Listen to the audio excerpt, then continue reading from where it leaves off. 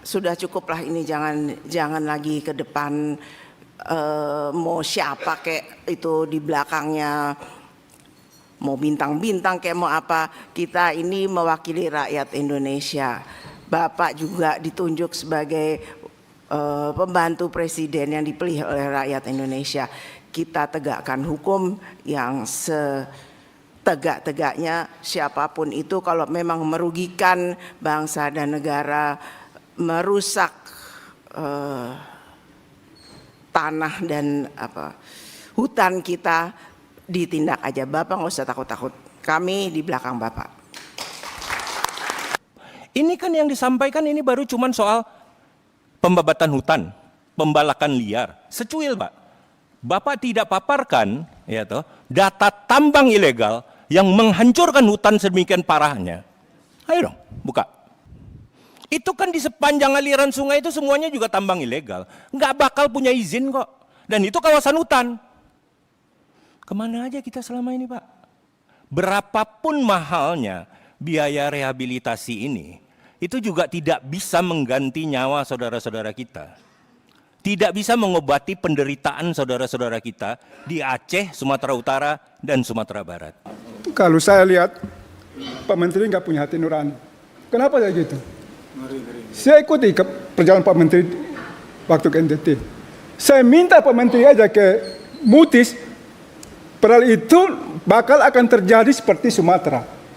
Pak Menteri pilih persiar ke Rote. Apa-apaan ini?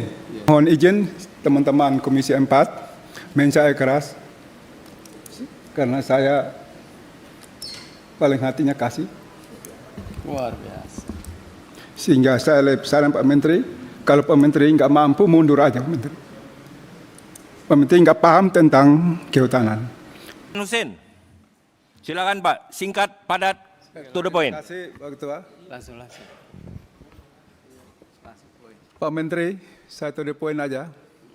Tadi di dalam paparannya Pak Menteri for Aceh, Sumatera, tapi penjelasan Pak Menteri melebar ke mana-mana. Seharusnya ini Pak Menteri fokus, kasihan korban jiwa di sana. Kalau saya lihat, Pak Menteri nggak punya hati nurani. Kenapa saya gitu? Saya ikuti perjalanan Pak Menteri waktu ke NTT. Saya minta Pak Menteri aja ke Mutis, padahal itu bakal akan terjadi seperti Sumatera. Pak Menteri pilih persiar ke Rote. Apa-apaan ini? Sehingga apa yang Pak Menteri sampaikan di sini dan paparkan tidak sejalan. Pak Menteri lihat nggak bencana Sumatera? Seharusnya izin semua di stop. Pak Menteri harus jelaskan berapa tahun harus penanaman ulang dan seperti apa sebenarnya Ibu Ketua, pohon yang diameter 2 meter bisa tumbuh kembali. Sehingga inilah tanggung jawab Pak Menteri. Pak Menteri tidak boleh lempar ke yang terdahulu. Kalau Pak Menteri punya hati nurani, apa yang disampaikan Pak Wakil Ketua Pak Marjohan yang tadi Pak Menteri katakan melalui ayat hadis, akhirnya terjadi. Sehingga mohon izin teman-teman Komisi 4, saya keras, karena saya paling hatinya kasih. Luar biasa. Sehingga saya saran Pak Menteri, kalau Pak Menteri nggak mampu mundur aja Pak Menteri. Pak Menteri nggak paham tentang kehutanan. Kenapa saya katakan gitu? Saya contoh di Tapanuli Selatan. Bulan Oktober Pak Menteri keluarkan izin. Bupati sudah katakan, syukur izin ditutup. Ternyata Oktober, 30 November izinnya keluar.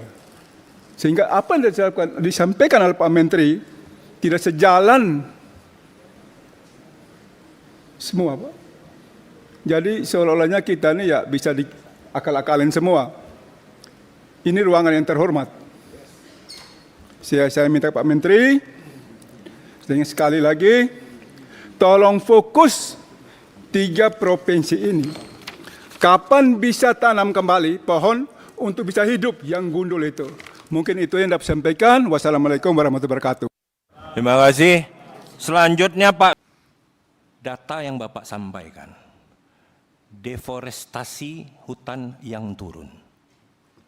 Saya curiga, kebun kayu monokultur Bapak hitung sebagai ganti hutan primer, hutan alam primer di hulu sungai, sehingga deforestasinya turun. Itu juga tercermin dari data yang dipaparkan bahwa kerusakan di daerah aliran sungai sedemikian dahsyatnya. Maka tidak heran kalau banjir bandang ini luar biasa. Kalau ada data, ada foto mungkin, dan pasti saya rasa bapak-bapak juga sudah ketahui, ada gelondongan kayu di Sanyang Baka, Kabupaten Solo. Itu kita pastikan dari Taman Nasional Kerinci Sebelat, Pak. Kayunya. Pak, bayangkan. Gimana nggak terjadi seperti ini? Kalau memang pembiaran itu sudah terjadi sedemikian lama, Pak. Bapak tadi nunjukin ada 3 kasus. Ada 3 foto yang saya lihat. Yang sudah terungkap. Apa? Ayo upaya pemulihannya. Saya pastikan sampai sekarang juga belum. Ini kan yang disampaikan ini baru cuman soal pembabatan hutan, pembalakan liar. Secuil, Pak. Bapak tidak paparkan data tambang ilegal yang menghancurkan hutan sedemikian parahnya. Ayo dong, buka. Itu kan di sepanjang aliran sungai itu semuanya juga tambang ilegal. Nggak bakal punya izin kok. Dan itu kawasan hutan. Kemana aja kita selama ini, Pak?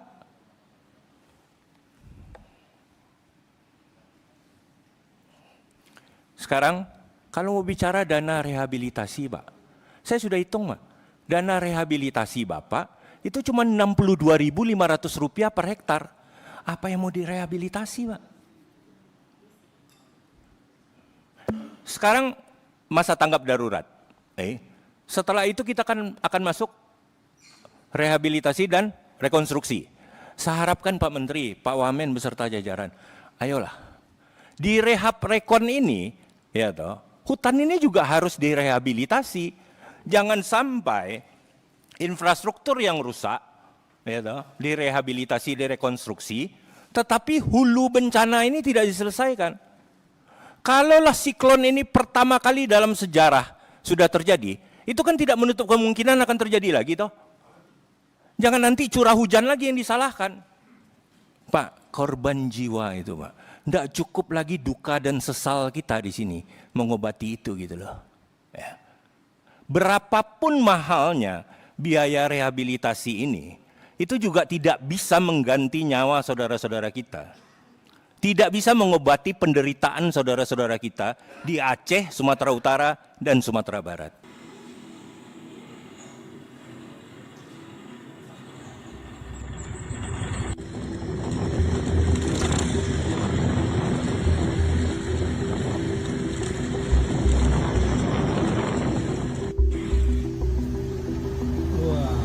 Dari September Pak ya?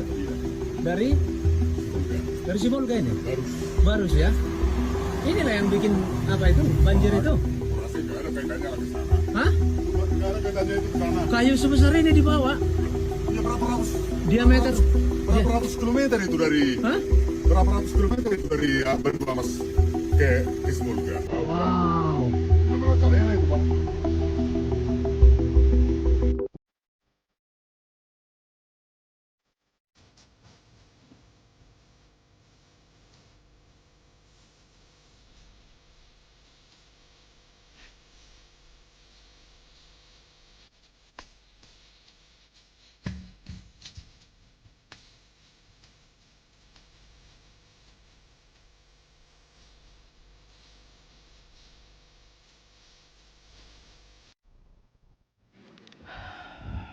Baik, Saudara Menteri, terus terang saya sedih,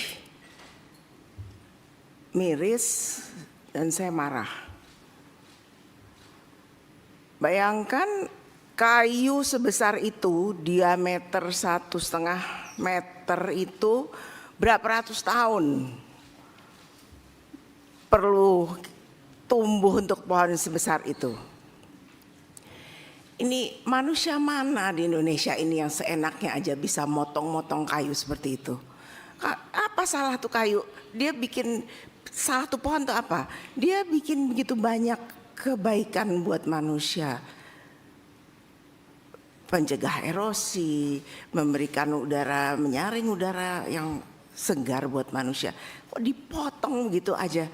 Dan yang lebih menjengkelkan, itu truk itu lewat di jalan raya 2 hari setelah peristiwa banjir ini. Dan dengan kemajuan teknologi, truk itu lewat di depan hidung kita. Sungguh menyakitkan Pak Menteri. Ini suatu, kalau orang Jawa bilang ngece. Apa ngece? Ngejek, mengejek tuh ya. Perusahaan ini ngejek gitu. Di baru kita kena bencana, dia lewat di depan muka kita. Ini suatu suatu hal yang menyakitkan dan menghina rakyat Indonesia. Saya minta kepada Pak Menteri untuk cari tahu siapa perusahaan itu dan tolong jangan ada pohon-pohon besar lagi yang ditebangin. Hentikan semua ini. Saya tidak mau, kami tidak mau hanya sekedar moratorium. Moratorium tuh besok-besok saya hidupin lagi. Tapi dihentikan, nggak usah ada lagi itu pohon-pohon besar yang dipotong-potong. Kita setuju semua ya teman-teman ya. Kemudian itu ada pohon-pohon juga yang sampai memenuhi pantai, memenuhi sungai. Itu kan bukan hanya itu akibat apa? Ya tadi Pak Alex bilang pembukaan lahan baru untuk perkebunan, pertambangan. Ini harus diperketat lagi untuk syarat-syaratnya. Jangan kita biarkan gitu saja. Sudah cukuplah ini, jangan lagi ke depan mau siapa kayak itu di belakangnya, mau bintang-bintang kayak mau apa. Kita ini mewakili rakyat Indonesia. Bapak juga ditunjuk sebagai pembantu presiden yang dipilih oleh rakyat Indonesia.